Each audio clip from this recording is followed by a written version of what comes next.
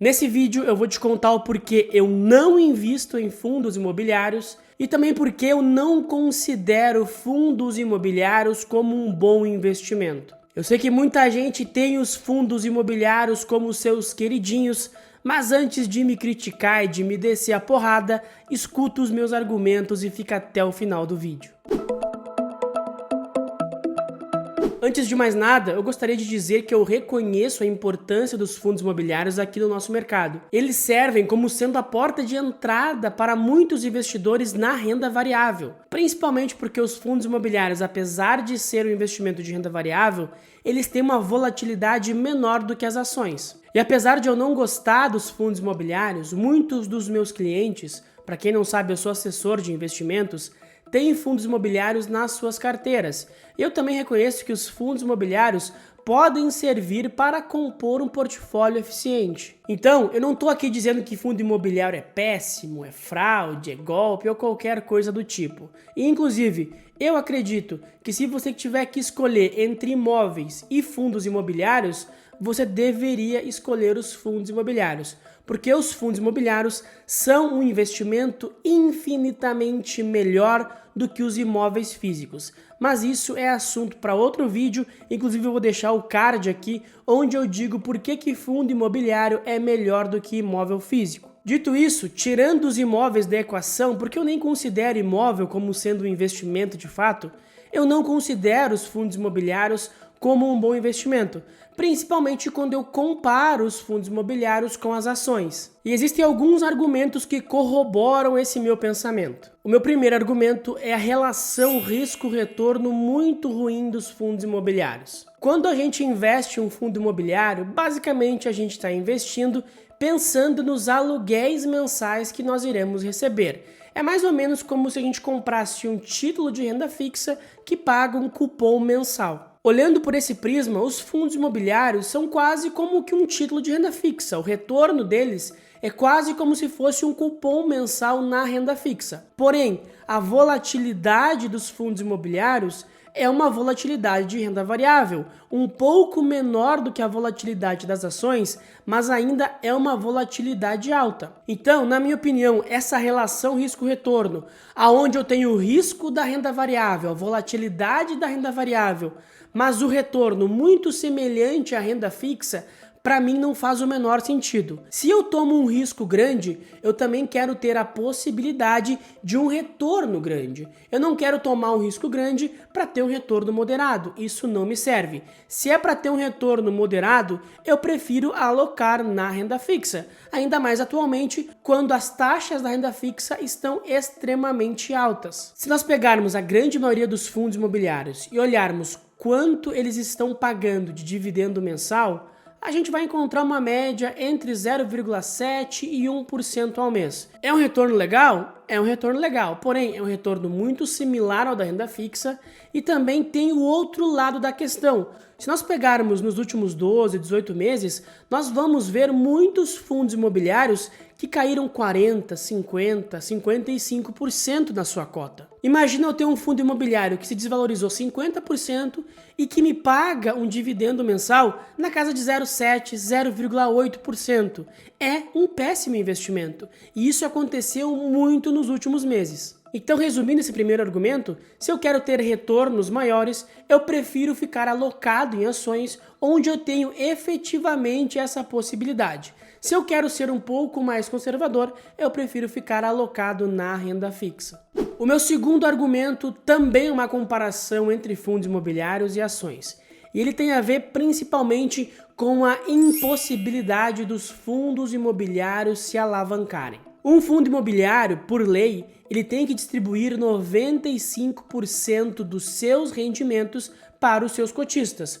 O restante fica ali para pagar a taxa de administração, pagar os funcionários do fundo e tudo mais. Isso acaba tirando a possibilidade dos fundos imobiliários, se a gente for olhar como um negócio, deles crescerem de maneira orgânica. Ou seja, o fundo não pode optar por segurar uma parte dos seus rendimentos e investir em mais prédios, em mais galpões, em mais lajes, enfim. Ele tem que obrigatoriamente distribuir 95% dos seus rendimentos. Além disso, os fundos imobiliários não podem se alavancar, não podem contrair dívidas, o que também é algo muito importante para qualquer negócio crescer. Então isso aqui basicamente reforça o que eu falei no argumento anterior. Quando a gente compra um fundo imobiliário, basicamente a gente está comprando aqueles cupons mensais que são os dividendos, os aluguéis, chame como quiser. Não existe a possibilidade de um fundo imobiliário crescer, aumentar, se valorizar muito de maneira orgânica, porque ele simplesmente não pode se alavancar, não pode contrair dívida e também tem que distribuir 95% dos seus rendimentos. Por conta disso, sempre que o fundo imobiliário quer crescer, quer aumentar de tamanho, quer comprar novos empreendimentos, ele precisa fazer chamadas de capital. O que é uma chamada de capital? O fundo imobiliário lança novas cotas, cria novas cotas e vende essas cotas no mercado. Assim ele arrecada dinheiro e com esse dinheiro ele pode comprar novos prédios, novos galpões, enfim. Quando o fundo imobiliário faz essa chamada de capital, ele dá preferência para os seus cotistas atuais comprarem essas novas cotas via direitos de subscrição. Então, se eu tenho um fundo imobiliário e ele fez uma nova chamada de capital, fez uma nova subscrição, eu vou ter a preferência para comprar essas novas cotas. O ponto negativo aqui é que se eu, como cotista, não exercer essa preferência, não comprar essas novas cotas, eu vou acabar sendo diluído e futuramente o meu dividendo vai diminuir. Então, basicamente, para manter esse dividendo que eu estou recebendo, eu sou obrigado a comprar essas novas cotas e aportar mais dinheiro nesse fundo imobiliário. Imagina que você abriu seu negócio. Se você tiver que sempre ficar aportando mais dinheiro naquele negócio, é um sinal de que as coisas não estão indo bem. E isso nos fundos imobiliários acaba acontecendo de maneira obrigatória por conta da impossibilidade dos fundos contraírem dívida e também de não distribuírem todos os seus rendimentos. Então é por isso que eu prefiro investir em ações do que em fundos imobiliários, porque uma vez que eu invisto em uma ação, essa ação pode pegar esse aporte, gerar mais lucro, investir em mais crescimento, para lá na frente ser ainda maior e mais lucrativa. Tudo bem que volta e meia acontece também subscrições e chamadas de capital nas ações, mas geralmente quando isso acontece é porque a empresa tem algum projeto em mente que ela acredita que é extremamente lucrativo. Meu terceiro argumento tem a ver com os dividendos pagos pelos fundos imobiliários. Hoje, os dividendos ou os aluguéis mensais que os fundos imobiliários distribuem são isentos de imposto de renda. E na minha opinião, essa é a grande vantagem dos fundos imobiliários. Quando a gente pensa na maior vantagem, no maior chamariz dos fundos imobiliários, sem dúvida nenhuma, é essa possibilidade de ter um ganho mensal e isento de imposto de renda. Porém, mais cedo ou mais tarde, essa isenção de IR para os aluguéis, para os dividendos dos fundos imobiliários, vai acabar. Eu não tenho dúvida disso. Seja governo de direita ou de esquerda, mais cedo ou mais tarde isso vai acabar. Já se falou muito forte sobre isso no governo passado, certamente voltará a se falar sobre isso nesse governo, e eu não tenho dúvida que se não for agora, amanhã ou nos próximos anos, essa isenção vai cair. E quando essa isenção cair, a grande vantagem dos fundos imobiliários também vai sumir. E como nós estamos falando de um mercado, que é o mercado de fundos imobiliários, que é dominado por pessoa física,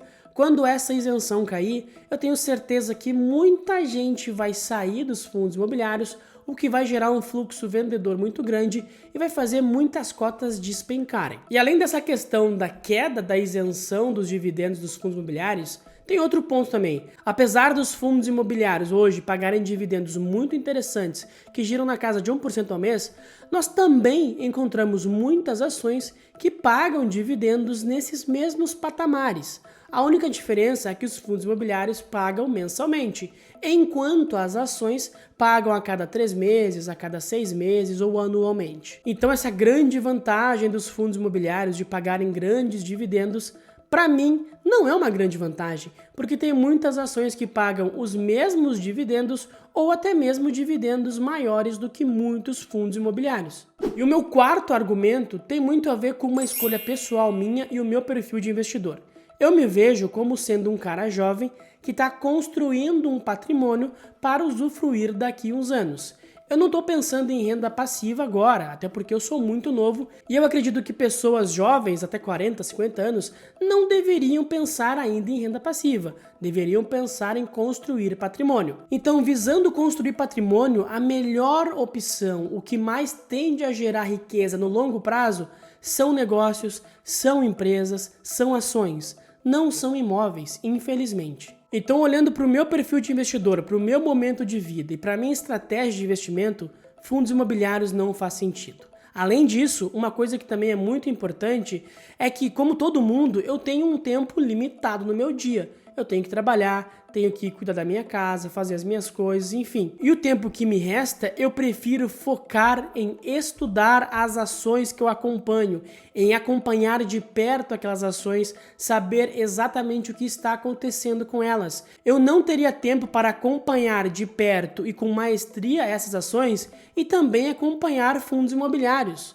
E eu acredito que a grande maioria dos investidores pessoa física não acompanha os fundos imobiliários nos quais investe. Muita pessoa só investe em fundo imobiliário olhando o dividend yield, e isso é um grande erro que pode custar muito caro. Se tu realmente quer investir em fundo imobiliário, tu tem que sempre ler os relatórios gerenciais, conhecer qual é a gestora que toca aquele fundo, quem são os teus sócios, como estão os imóveis desse fundo, ou seja, é algo que demanda muito tempo. E eu, sinceramente, não quero demandar tanto tempo em um investimento que, como eu já falei anteriormente, não tem a capacidade de me trazer um retorno tão grande assim. É algo muito simples. Se é para investir o meu tempo, eu vou investir o meu tempo analisando ações para que eu consiga entender as nuances de cada negócio, para que eu consiga ter uma perspectiva clara das empresas às quais eu invisto, enfim, eu não vou perder o meu tempo olhando fundos imobiliários, porque o retorno que eles podem me trazer é muito pequeno quando comparado às ações. Esses são os meus 4 argumentos para não investir em fundos imobiliários, mas